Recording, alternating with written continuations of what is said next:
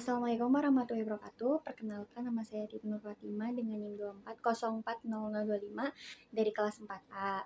Nah, pada kesempatan kali ini saya akan menjelaskan mengenai simulasi rangkaian mikrokontroler yang telah dibuat. Nah, pada video ini dapat dilihat proses simulasi rangkaian mulai dari tampilan awal rangkaian, proses menjalankan program hingga hasil output yang ditampilkan oleh komponen. Nah, pada tampilan rangkaian dapat dilihat terdapat beberapa komponen utama yang digunakan. Komponen pertama yaitu mikrokontroler. Mikrokontroler merupakan bagian utama dari rangkaian karena berfungsi sebagai otak atau pusat pengontrol sistem. Nah, setiap perintah dalam program ini akan diterjemahkan menjadi sinyal digital yang dikirim melalui pin-pin output mikrokontroler. Selanjutnya, terdapat komponen 7 segment sebagai output dari rangkaian. Nah, 7 segmen ini digunakan untuk menampilkan data dalam bentuk angka. Nah, komponen ini terdiri dari beberapa LED kecil yang tersusun membentuk angka 0 sampai 9. Nah, setiap bagian LED ini pada 7 segmen ini memiliki fungsi masing-masing sehingga untuk menampilkan angka tertentu diperlukan kombinasi nyala dan mati dari setiap segmen. Nah, pada rangkaian ini pin output dari mikrokontroler dihubungkan ke pin input 7 segmen. Hubungan tersebut bertujuan agar mikrokontroler dapat mengatur bagian mana saja dari 7 segmen yang harus menyala. Selain itu, terdapat juga sumber tegangan yang berfungsi memberikan suplai daya agar seluruh komponen dapat bekerja. Tegangan yang diberikan harus sesuai dengan kebutuhan komponen agar rangkaian dapat berjalan dengan stabil. Nah, cara kerja rangkaiannya ini dimulai ketika program dijalankan pada mikrokontroler. Pertama, mikrokontroler akan melakukan proses instalasi, yaitu mempersiapkan pin-pin yang akan digunakan sebagai output. Setelah itu, mikrokontroler mulai mengirimkan sinyal digital berdasarkan program yang telah dibuat. Nah, sinyal digital tersebut ini memiliki dua kondisi utama, yaitu high dan low. Kondisi high menunjukkan bahwa pin mengirimkan tegangan, sedangkan kondisi low menunjukkan bahwa pin tidak mengirimkan tegangan. Kombinasi dari kondisi high dan low inilah yang digunakan untuk mengatur nyala setiap segmen pada 7 segmen. Misalnya ketika ingin menampilkan angka tertentu, mikrokontroler akan memberikan perintah agar beberapa segmen menyala dan beberapa segmen lainnya itu mati. Dengan kombinasi tersebut, 7 segmen ini dapat membentuk angka sesuai dengan instruksi program. Jadi, mikrokontroler tidak langsung menampilkan angka, tetapi mengatur setiap bagian LED pada 7 segmen satu persatu hingga membentuk tampilan angka yang diinginkan.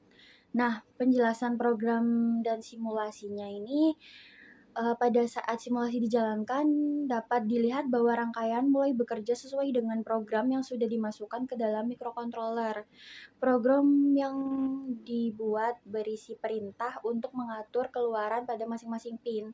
Nah, setiap perubahan nilai output pada pin mikrokontroler ini akan mempengaruhi kondisi 7 segmen. Ketika nilai output berubah, maka bagian LED pada 7 segmen juga akan berubah. Hal tersebut menyebabkan angka yang tampil dapat berganti sesuai dengan urutan atau logika program. Nah, pada video yang terlihat bahwa ketika tombol simulasi ini dijalankan, sistem mulai memberikan respon. Hal ini menunjukkan bahwa mikrokontroler berhasil membaca program dan meneruskan instruksi ke rangkaian output.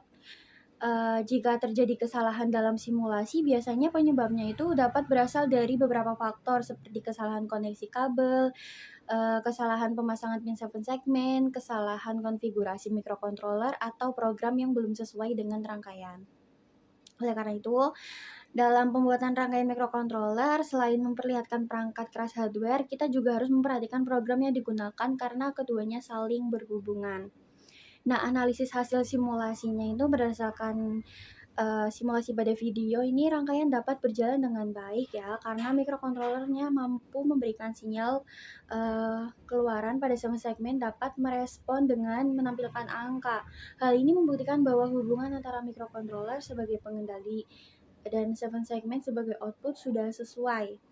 Dari simulasi ini dapat dipahami bahwa sistem kerja mikrokontroler ini terdiri dari 3 tahap utama, yaitu yang pertama, input berupa program, yang berisi perintah yang harus dijalankan oleh microcontroller.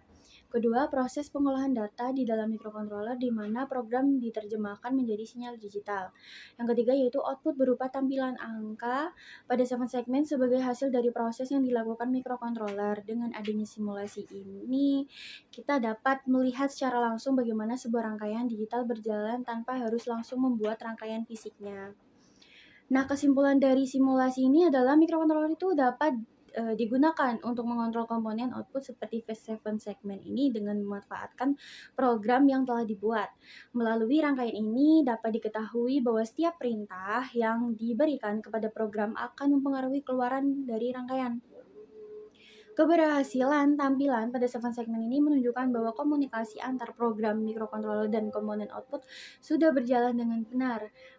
Simulasi ini juga membantu dalam memahami konsep dasar sistem microcontroller, yaitu bagaimana sebuah perangkat dapat menerima instruksi, mengolah data, dan menghasilkan keluaran sesuai dengan program yang diberikan. Sekian penjelasan dari saya, kurang lebihnya mohon maaf. Terima kasih. Wassalamualaikum warahmatullahi wabarakatuh.